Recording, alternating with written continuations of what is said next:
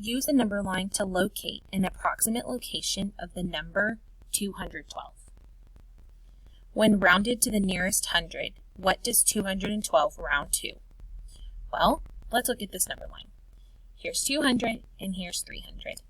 250 is going to go in the middle.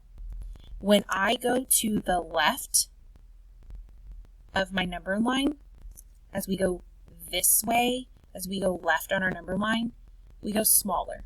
So I know that if I continue to go this way from 200, this is just going to get smaller. When we go to the right on our number line, our numbers get bigger, just like you see. 200, 250, 300. So rounded to the nearest hundred, where does 212 round to?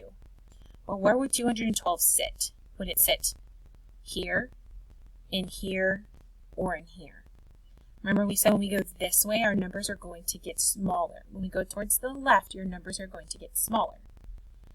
So that's not going to happen because 212 is bigger than 200. But 212 is less than 250.